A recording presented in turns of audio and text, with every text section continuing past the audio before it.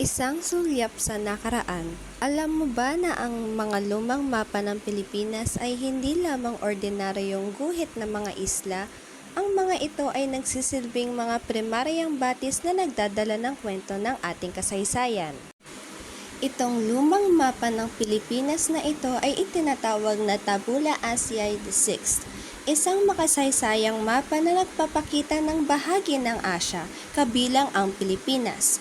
Ang mapa ay naglalaman ng mga label ng iba't ibang rehiyon at lugar sa loob ng Asya, at ito ay isang mahalagang representasyon ng heograpiya noong sinaunang panahon.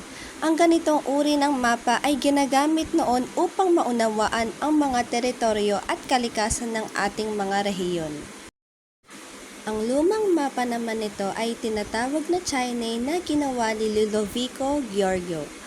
Ang mapa ay nagpapakita ng iba't ibang bahagi ng Asya, kabilang ang Pilipinas na itinatawag na Islas de los Ladrones sa mapa.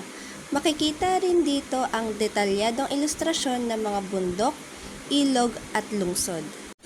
Ang lumang mapa na ito ay mukhang isang historical map ng East Asia na naglalaman ng mga label tulad ng India, Cathay at Tartary. Ito ay may dekoratibong disenyo at mukhang nilikha para sa pagpapakita ng mga rehiyon noong panahong kolonyal.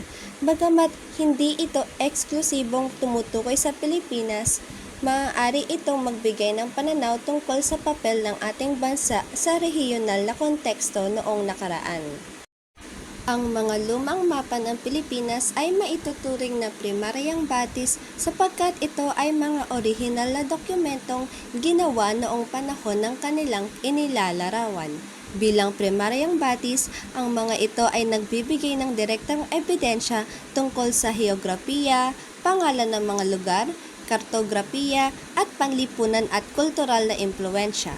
Ang primaryang batis tulad ng mga lumang mapa ay mahalaga sa pag-aaral ng kasaysayan dahil nagbibigay ito ng impormasyon na hindi pa naaapektuhan ang interpretasyon o pagbabago ng iba pang mapagkukunan. Sa bawat kultura, may mga bagay na sumisimbolo ng lakas, proteksyon at pananampalataya. Sa Pilipinas, isa sa mga natatanging halimbawa nito ay ang mga anting-anting. Ang mga anting-anting ay mga tradisyonal na amulet na ginagamit ng ating mga ninuno bilang proteksyon laban sa masamang espiritu at para magdala ng swerte. Ang mga anting-anting ay maaaring gawa sa iba't ibang materyales tulad ng bato, kahoy, metal o kahit mga inskripsyon ng dasal o simbolo.